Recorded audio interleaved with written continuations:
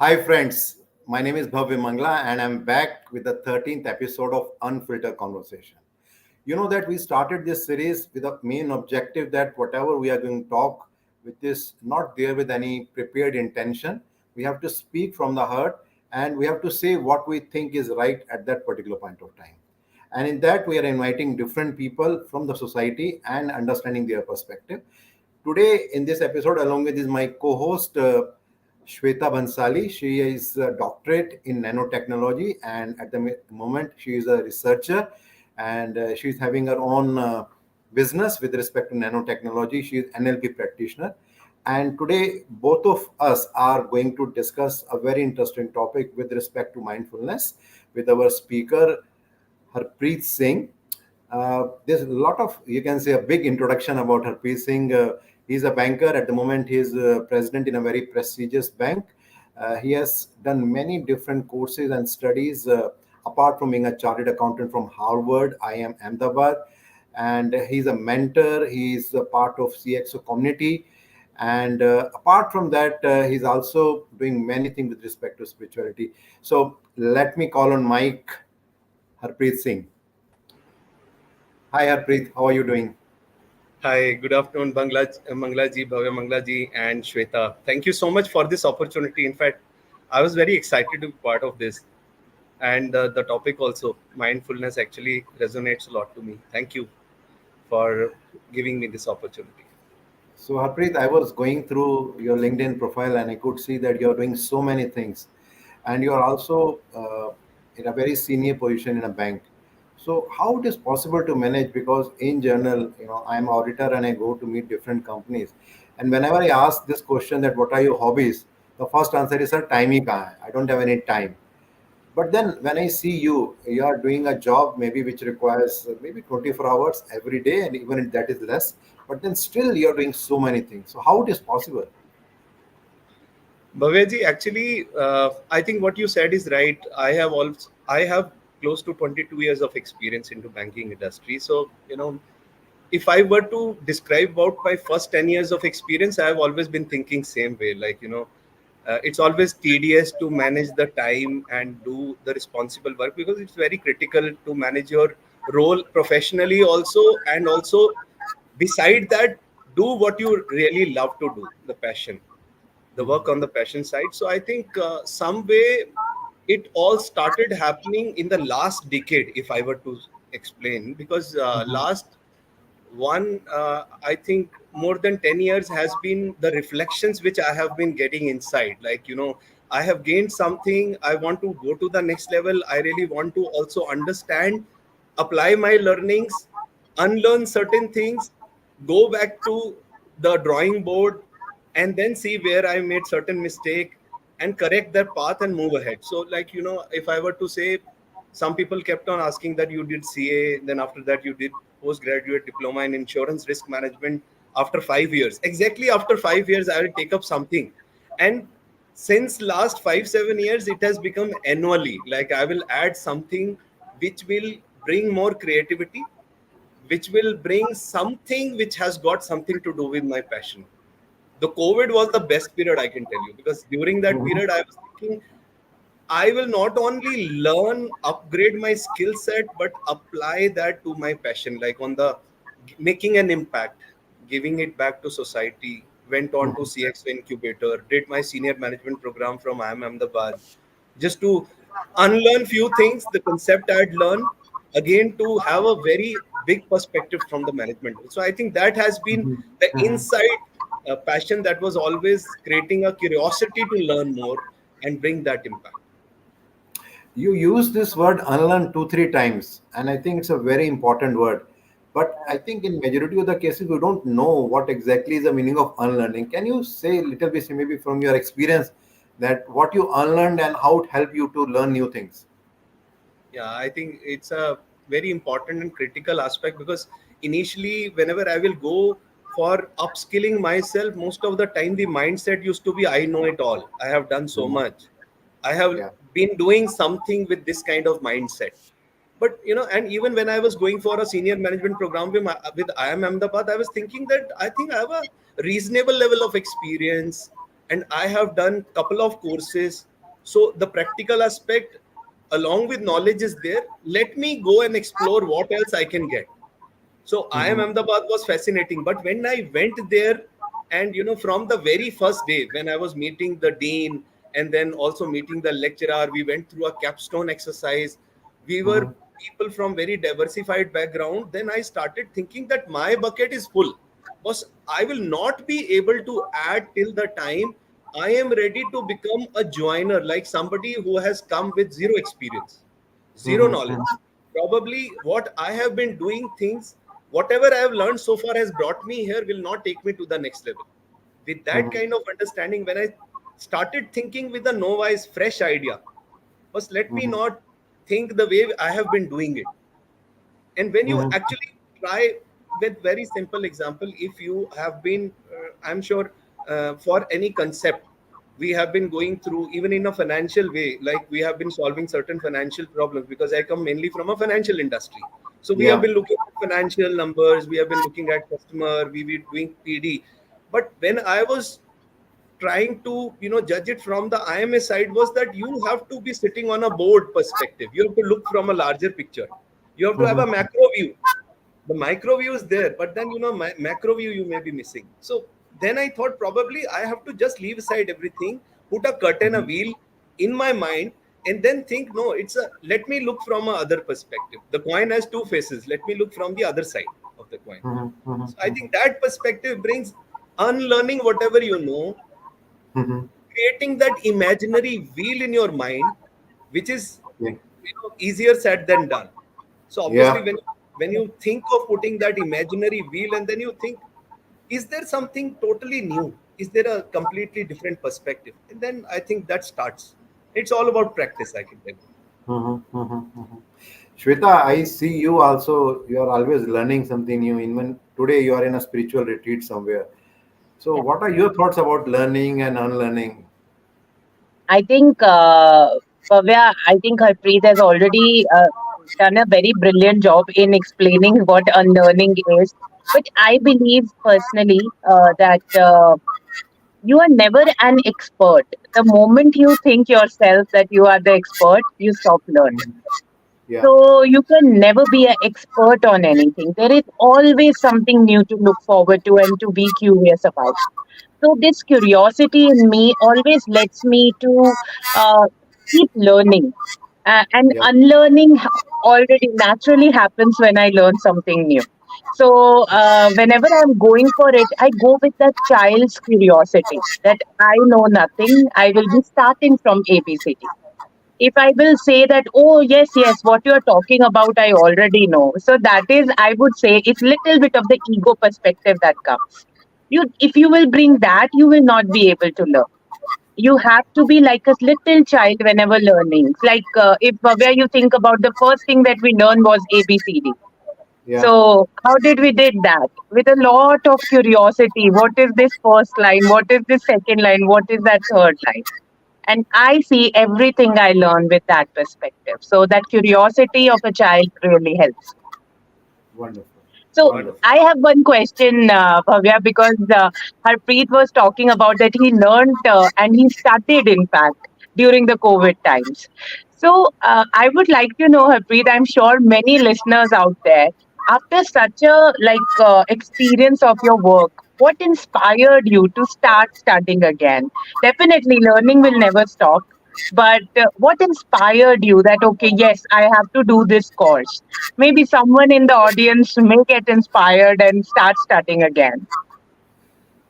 So Shweta, like I said, I always wanted to get a fresh perspective after few period, like practicing, doing. Every 2 3 years, there was always a hunger to get to the next level, and I always was looking for a direction, new direction. For example, during the COVID period, what became special for me, I had time. We were doing a lot of things virtually, and the important stuff happened was that I was also transitioning from a mid-level to senior management. Like I got a new responsibility where I was managing a zone, and probably I was also selected to for a larger role. And then I was feeling that there is a need to have a different mindset. Like when I am managing a perspective of a zone, when you are going to take a national role, you have to have a very different perspective to manage things, like I said, on a macro and micro view. Plus there are other strategic decision making things which will come up. I have always been thinking all that while was that when you are sitting in that seat, what mindset you need to carry to be able to do justice to that role. So, and I have learned that you have to first deserve first and then desire later. So, deserving first helps you to actually up your stage first before just sitting on the seat and deciding that now what I will do. When you start preparing yourself now for that next role and start acting like that, that automatically you become eligible for. It's like, your shoe, if you have got a larger shoe, your foot has to become right sized for that largest shoe. So I was internally some way prepared that I need to be first prepared for that role. So I was given some time, and COVID was the best period, and I had to transition to that role. So that was one of the important thing. Second, as I said, that our mind obviously become programmed according to whatever we have been doing for a long time. Like we always keep thinking what I'm doing is right, maybe this is the best way to do it, whatever we have been doing is the only way. So there also I felt that I am a technical expert from being a chartered accountant, risk domain. So I have been more on a performance delivery manager. What was more important for me to know more from a senior management perspective, larger role, cross selling perspective, looking from other side also. So senior management program was the apt program. Therefore I thought, why not let me do this, and I it will only help up my stage. Interesting. Wonderful. You used another interesting word here, Harpreet. Deserve first, desire later. Now, theoretically, it looks very simple and very easy and logical. But practically, do you really think that people actually believe in this? Because everyone thinks that first they should get and then they will deliver, rather than deserving first and desiring, then thinking about it that now you have to do it. So, See, what is your opinion about it with respect to your experience and what you see around you? so Bhavya, I think what you mentioned is really right. Even I have always been thinking before this concept came to my mind, and that also I learned. We always think of like, we will always look at the next position. We will always Yeah. get, excited to be in the next position, and we will always keep applying for it. But we will continue to do what we are doing right now in our current role. That becomes only our inspiration. We don't work for it. See, it always happens. It always Mhm. happens. People transition from company to company. They would want a promotion, next Yeah. role. Why should I move? Every year, even when people get promoted, they have a mindset of, "Ki, boss, I have been doing this for 5 years, 3 years, 7 years, 8 years. Should I not be automatically become eligible for next level?" The point Yeah. comes is that's not the right thing. You have been doing a right thing at the current level with the right mindset. You are best fitted for the current role only. It Mhm. is only when you upgrade your mindset and start behaving for the position you really want. So you have to become deserving for that level, which if you start practicing now, sometime I have seen in even in our organization outside also, Yeah. there are people who have been doing, they will always feel that I am the senior most in the line. So Yeah. possibly the next level goes must be for me. But suddenly they realize by the time they have been expecting that role, somebody from outside has been taken, Yeah. and they are fitted there because they feel internally that system doesn't feel that they deserve for that role. So what I'm Mhm. saying is that there is a very, very marginal line in between. One is that you want desire. One is Yeah. whether you deserve it or not. Till the time both matches, you won't get what you really want. So my only point is what you are saying is right. There is always a thought ki boss, I want this. Yeah. Once I get this, I will start behaving like this. Yeah. It works other way around. Start behaving like that, automatically your transition will happen. It should happen like that. Some people will identify you, and at that senior level, it is always by appointment. Yeah. You get appointed, you get chosen. You are always a chosen one, and when you get chosen, it is only by when you have been deserving it, and it gets reflected. You build up your own persona, you build up your own requirements, you build up everything that you Mhm. actually when deserve, the title will automatically come. Very true. So in a way, you're talking about the contributor mindset, that when you have a contributor mindset, you're thinking about giving, giving, giving, then automatically you start getting it and you don't need to ask for it, but people think that you deserve that. Is it, are you talking something about that? Absolutely, absolutely, absolutely. So your contribution becomes so much more than what you are actually just being asked to do. Hmm. So you are asked to do something. If you are doing that much, you are fit for that. But if you are actually doing more than what is required, and you are even doing larger than what it is, exceptionally, even we see all the leaders, like even when we go through Sundar Pichai or all of those leaders who have actually gone out of the way and did larger responsibility, they have even gone multiple levels suddenly just because they Yeah. deserved, and then they really got. Very true, very true.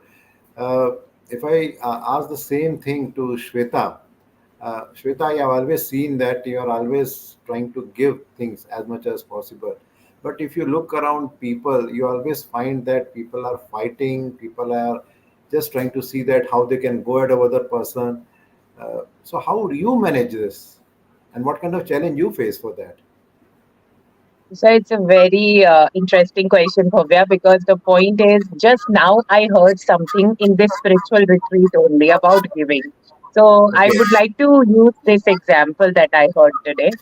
And it's a Mhm. beautiful example. So a person asked the same thing that uh, what if like spiritually there are levels? What if I go to the other level? What how can I help the world? What can I give to the world and everything? So the spiritual master, the Guruji who is here, he answered, do we need something to actually give? We already have so much to give. We don't need resources actually to give. Mhm. Service is not only with money. Service can be with your words. Service can be just going and helping out patients in hospitals. Service can be just making a disabled person cross the road. Service is all about having empathy inside all of us. And that doesn't need resources. Yeah. Once you be that, once you have that kind of feeling that yes, I have to be of some use, this human life is given to me, I have to be of some use without any selfish reason, then you will see it will flow. You will not Mhm. need resources. When someone is a mentor to Yeah. someone and helping out that person, they don't have any selfish motive to do that. If they are doing it with some NGOs or something, they're just Mhm. doing it. They just feel like, okay, that person needs me. And if I am being the medium, then why not? Let me be of help and help him out to go to the next level as a mentor. So, Mhm. so, Bhavya, I think that was a very wonderful answer that the spiritual master gave. And he said that you will never need materialistic resources to do service. Service can be done by what all you have right now inside you. And once you have that, you don't need anything else. True. And what Harpreet was saying, I'm very much like taken back to Three Idiots, one dialogue actually. It Mhm. was, I think, if you can remember, काबिल बनो सफलता झक मार के पीछे आएगी. So I think I got a lot inspired by this statement, Harpreet. And Bhavya, I would also like to know from you, as you are some person who also keep doing like silently or like learning wise, or and I've always seen you in all the interviews. You're writing, you're Yeah. making notes. What makes you to be this student? I would really like to know. I don't know means what answer I can give. I always feel that I don't know anything. Actually, that is the main thing. And wherever I go, maybe to any retreat, to any meeting, to any program, I always feel that there is so much that needs to be learned, and that's why I never feel like that. And I think I can see it from my other perspective, that when I'm talking to, say, someone who is, say, 20 years old, even 15 years old, I feel that I'm just like him. I never feel like that there is a huge age difference, and I become just like that person. I start talking to that person, maybe of 20 years, in the same language, in the same tone. So maybe that could be the reason that I always feel that I need to learn something, and there is so many things to learn. And I think many people have said the same thing too, that the more you learn, the more you realize that still there are so many things to learn. Much So I to think learn. something similar Yes. has happened with me also. That's what I can say about that. Interesting. Interesting. So as you know, Harpreet, today's topic is all about mindfulness as well. I would really like to know that what are some practices that you do that makes you you, whether personally or professionally? Some secrets. Yeah, some secrets.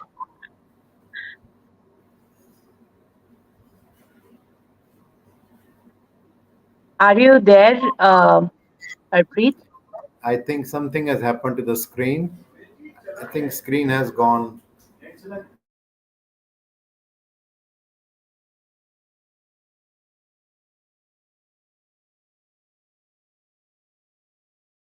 Okay, we'll be back, people. Some Uh, problem, some technological issue. So maybe, Bhavya, I would really like you to expand a little further, like what you were saying about learning.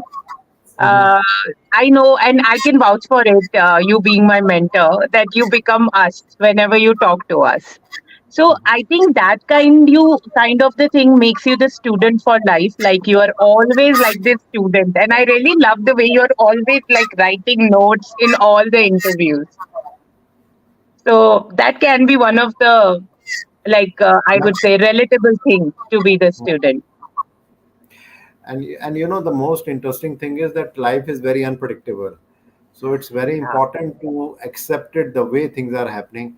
Like, you know, just now our guest is not there. The signal, I think there is some connectivity issue. And these are the real things which happen in life. You know, the correct. real challenge in all our lives are, we always want things to be predictable. We always want things to happen the way we want. But the problem is that actually it does not happen in that way. Things happens in a very, very different way, unpredictably. Right, Something similar right. that is happening just now.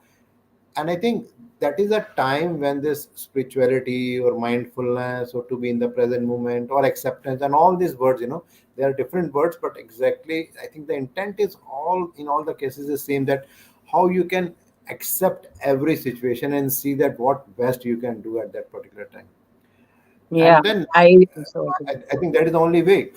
So Shweta, what are your thoughts about it? What do you think about it? I completely agree with you, Bhavya. And also, I have seen like in our generation and also the generation after us, also which are coming now, uh, letting go, people make it a havoc of it. Actually, Mhm. like how come it is happening with me? Why it is with me? So Mhm. that is something I never get. Okay, we welcome Harpreet back. Sorry, there was some internet problem. Yeah. Yes. So maybe No Shweta, issues, you no will go issues. ahead. Yeah.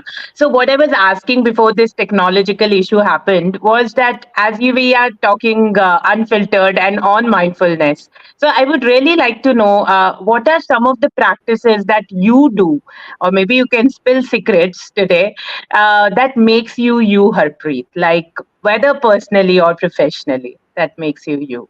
That was the question. See, mindfulness, we talk a lot about it. Actually, this is the word I have been hearing.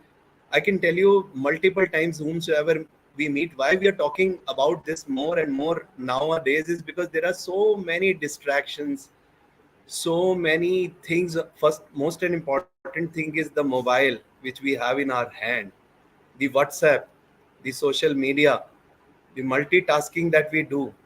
We think that we are a superhuman, and that create a contrast to my mind. Is it's like a same of the computer, like the mobile or a computer. When you open up and you don't even realize, unconsciously you are going from screen to screen to screen to screen, and after that you realize you have opened up so many screens on your system, not even realizing that you had started doing one thing. You're not completed that fully. You want to do everything partially, and suddenly when you are doing something with focus, suddenly some other screen will flip up, and then you are distracted. So that mindfulness to me is like the wandering thoughts. You know what, I started reading more about it because we all know, I was saying that to somebody, it's not that we don't know. Mindfulness is being, aware of what is happening around you, physically, mentally, emotionally, spiritually. So people have started giving so many definitions.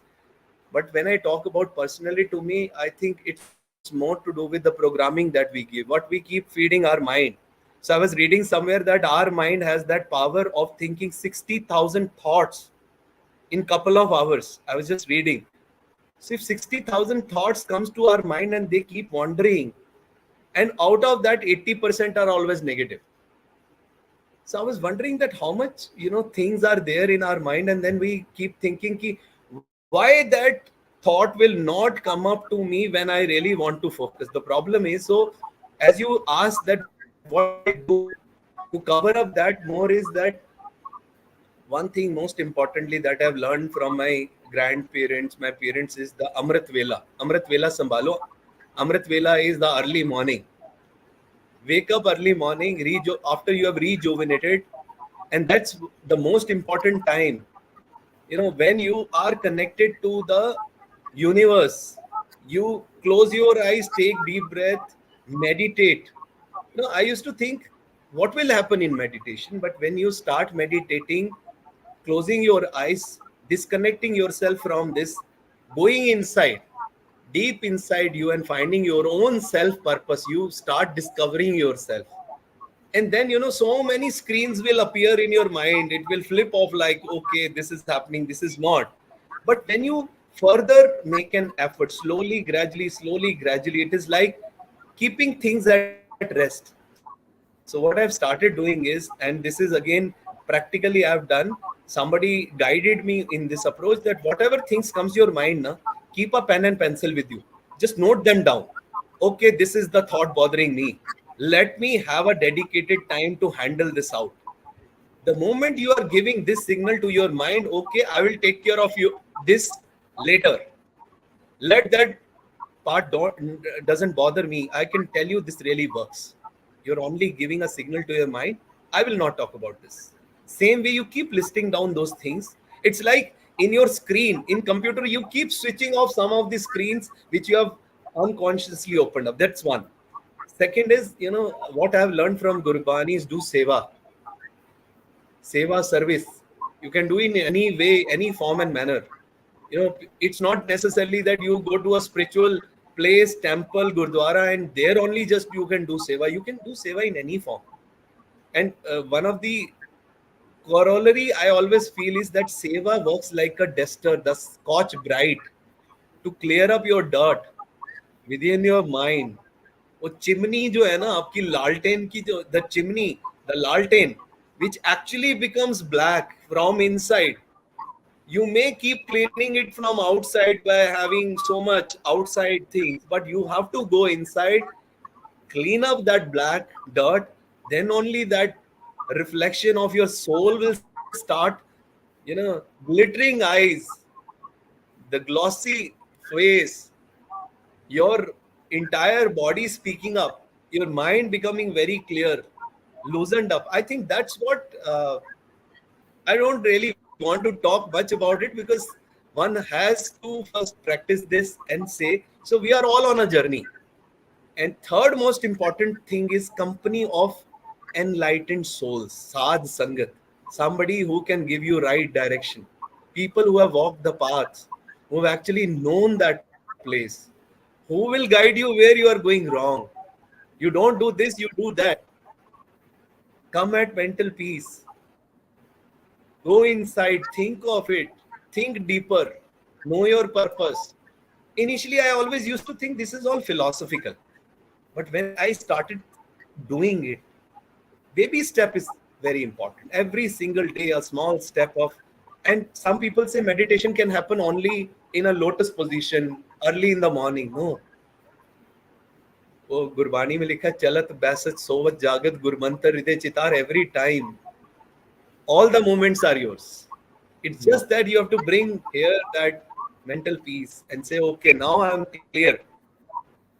Now rest things, I will take care of them. I will make a calendar. It's like telling them, don't worry, I will come back to you.